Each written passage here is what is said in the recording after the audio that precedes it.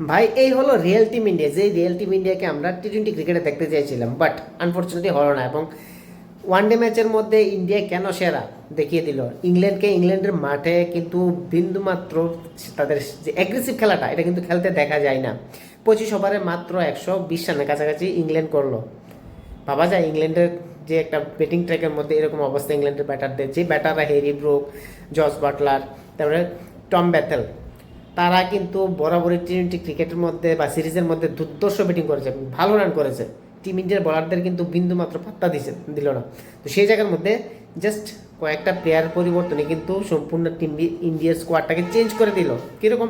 রোহিত শর্মা, বিরাট কোহলি এবং গিল, পাশাপাশি জাসপ্রীত বুমরা যে কামব্যাক করেছে ওডিআই ক্রিকেটের মধ্যে, অসাধারণ ভাই। একটা টিমের যে মাইন্ডসেট কীভাবে চাঙ্গা রাখতে হয় বা কীরকম মোটিভেট করে রাখতে হয়, এটা কিন্তু আজকে আমরা দেখলাম। ম্যাচ শুরুর প্রথম দিকে বিরাট কোহলি যখন কনভারসেশন করছিল প্লেয়ারদের মধ্যে মাঠে নামার মুহূর্তে, আর এটাই কিন্তু পজিটিভ সাইন টিম ইন্ডিয়ার ক্ষেত্রে।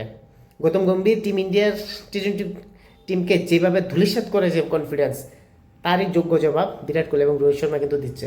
আর তার মাঠে কিন্তু আমরা তার প্রতিফলন দেখতে পাচ্ছি। টিম ইন্ডিয়া বরাবরই খুব ভালো খেলছে আজকের এই ম্যাচে। জানি না ইংল্যান্ডকে কত রানের মধ্যে আটকাতে পারে। মেবি ইংল্যান্ড ম্যাক্সিমাম 250 রানের কাছাকাছি করতে পারবে, এর বেশি করতে পারবে না।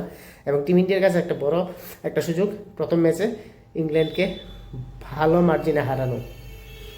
ডেফিনেটলি আমরা চাইবো টিম ইন্ডিয়া ইংল্যান্ডকে খুব বড় ব্যবধানে হারাক, স্পেশাল উইকেটের মার্জিনে হোক, বা খুব তাড়াতাড়ি খেলাটা জিতুক এবং রোহিত শর্মা, বিরাট কোহলি তাদের নিজের সেরা খেলাটা দেখাক। যাই হোক, আপনারা কমেন্টে জানাবেন আজকের এই ম্যাচ দেখে কিছুটা হলেও স্বস্তি পেলেন কি না, যেটা টি-20 সিরিজের মধ্যে আমরা দেখতে চেয়েছিলাম।